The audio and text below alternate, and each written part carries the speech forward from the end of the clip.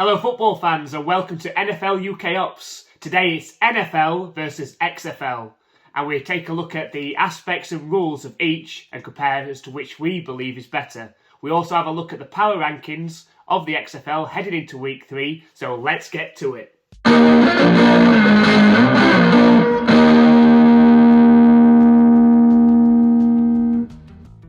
The NFL has gone through many changes in trying to make kickoffs safer, including no run-ups and moving the ball forward, which has led to more touchbacks. The XFL has tried to balance player safety with the excitement of kick returns, with players starting 5 yards apart and not being able to move until the ball has been caught. If the ball bounces in the end zone, which would usually be a touchback, the ball starts at the 35-yard line. Well, I don't know about you, but watching football games and watching the ball constantly being blasted into the end zone is no fun as a fan. The NFL has used extra points and 2 points and gone with a 3-point score system depending on where the ball is snapped from. This has essentially made 9-point games 1-score games and even gave the Battlehawks an opportunity to get back into it in week 1 when they came from behind against the Brahmas. However, we give this point to the NFL as we believe it's harder to score from the 2-yard line on a 2-point conversion, and NFL teams rely on the kickers a lot more. The huge step up for receivers from college is getting 2 feet or body parts in when making a catch, which requires a higher level of skill. The XFL has gone with 1-foot rule, which makes it easier for receivers to catch the ball in bounds. Now, after watching a season of the NFL, it's weird to see these catches being allowed, and I find myself constantly shouting at the TV, that's only 1 foot in. We have to give the point to the NFL on this occasion due to the higher skill element.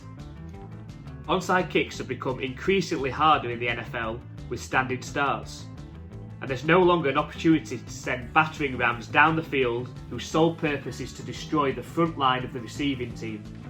Percentages of successful onside kicks are now incredibly low in the NFL.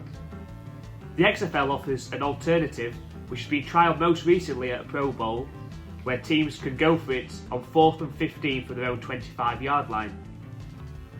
Again, this rule was used to the Battlehawks' advantage in week 1 in their come-from-behind victory against San Antonio Brahmas.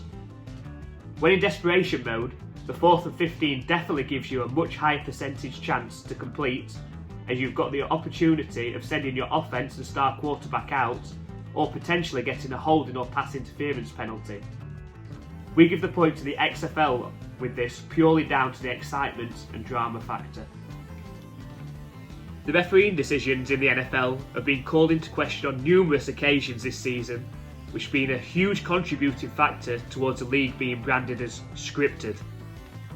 The XFL has introduced transparency with mics on referees and in the booth. One slight problem with the XFL has been the lack of camera angles on video replays. However, we've clearly gone with the XFL on this. The transparency shown takes you into the thought process of the officials and gives a clear explanation to their decision. Of course, whether you agree with that decision or not is a different matter. Before we continue with our NFL versus XFL, we just want to let you know about our live play-by-play reaction stream this Sunday of the DC Defenders versus the St Louis Battlehawks. All football fans are welcome. The link to that stream is in the description, so we hope to see you there. In the left corner is old, ginger, white guy, Roger Goodell. And in the right corner, Man Mountain, former WWE champion, turned Hollywood superstar, Dwayne "The Rock" Johnson. Well, after much debate on this one, The Rock just about edged it. The point goes to the XFL. The NFL have reporters on the sideline at games who have an opportunity to ask a couple of questions to head coaches at the end of a quarter and at half time. They also have access to a team official to get important injury news, etc. from them throughout the game as well. However, in the XFL, there seems to be no limit as sideline reporters talk to coaches and players throughout the game, which gives it more of a Pro Bowl feel. Which is why, in our opinion, the point goes to the NFL for having that more professional feel, and it's tough to see coaches and players deal with awkward questions in the middle of a game. Paul Paxton Lynch had sort of been benched for a second time, last time out against the Brahmas, and Guardians head coach Buckley slandered his offence, who then had to go out and play for the rest of the game. In our opinion, let the players concentrate on playing and the coaches concentrate on coaching. Yes, the NFL has much higher budget and fan base, which leads to huge stadiums, but their artificial turf has been called into question many times this season and in Super Bowl 57. The XFL, however, got off to a fantastic start in Week 1, and although stadiums were nowhere near capacity, the fields looked fresh and professional. Well, all that good work was completely undone by the Las Vegas Vipers Stadium and field in their Week 2 defeat to the DC Defenders. The stadium, if that's what you can call it, was worse than a high school's, and the field was a complete mess. Of course, not helped by the rain, which made it incredibly difficult for the players. This point has to go to the NFL solely due to the poor Vipers field. Extensively, and unless you're one of the top 10 kickers in the league, there's often a short leash and 2 or 3 bad kicking games and you're on the street. So far in the XFL, the kicks have been very much hit and miss. This could be down to the lack of their opportunities to get their eye in with extra point attempts. There have been chip shots missed and 50 plus field goal attempts made. We have to go with the NFL for this point, but this may not be entirely the XFL kickers' fault. And even though games are generally keeping close in the XFL, this is more down to defensive play and poor offensive passing on the whole. There is a clear gulf in the offense. In conclusion, the NFL comes out on top as you would expect. However, there are certainly elements of the XFL that could be taken across if they continue to be successful this season.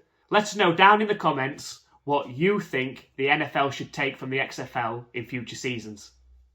Let's take a look at the XFL Power Rankings heading into Week 3.